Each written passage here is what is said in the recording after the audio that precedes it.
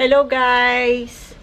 So super ganda ng araw. Nandito ako sa isang terrace namin to do a little bit of gardening. So meron tayong basil dito at today i-replant natin siya sa mas malaking vase para mas maganda yung paglago at paglaki niya. As you know all guys, na basil or basilico is the most loved and famous herbs here in Italy. Sarap siyang ilagay sa mga spaghetti sauce at mga other sauces.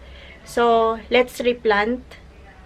And then later on, kukuha tayo ng ilang leaves para ilagay sa lulutuin nating homemade tomato sauce. So, ito yung mga tanim ko dito sa terrace, guys. Meron akong parsley, may mga mint, may oregano, at may rosemarino.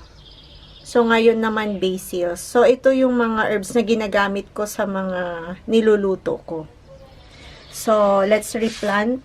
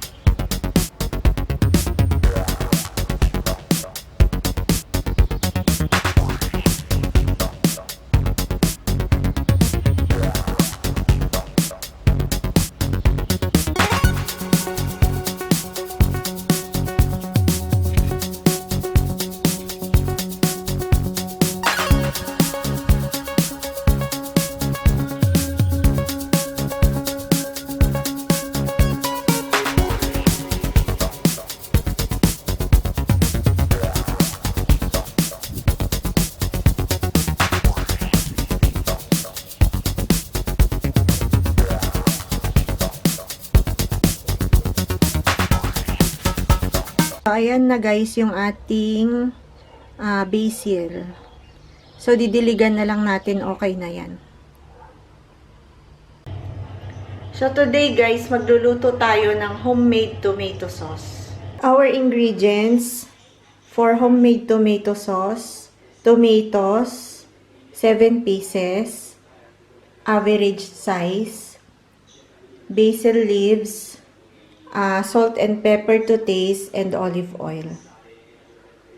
After washing, put to boil.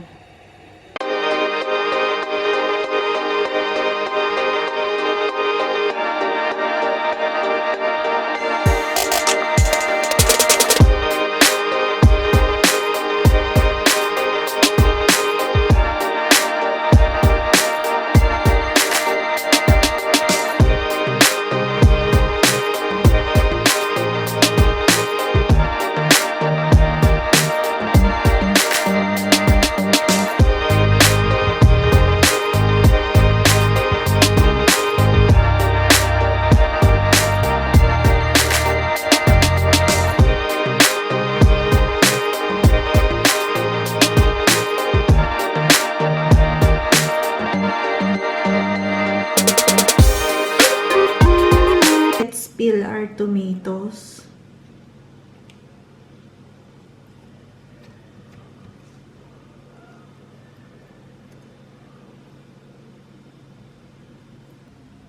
Our peeled tomatoes, basil, and garlic.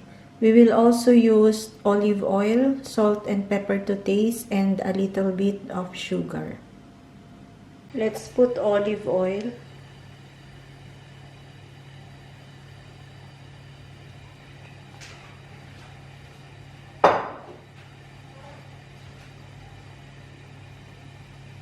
And our garlic.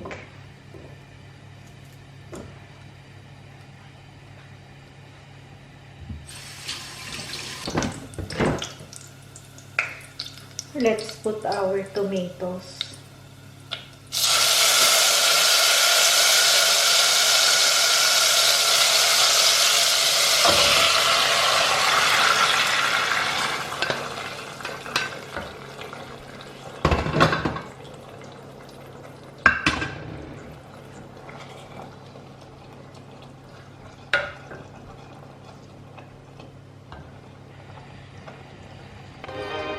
Let's leave it to boil.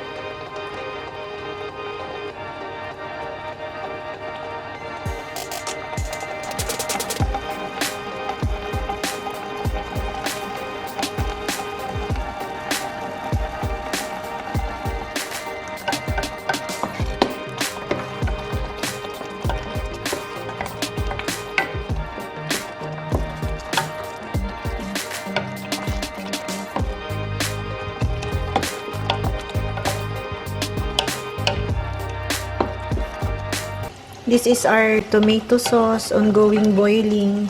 Just add salt, pepper, and a little sugar to taste.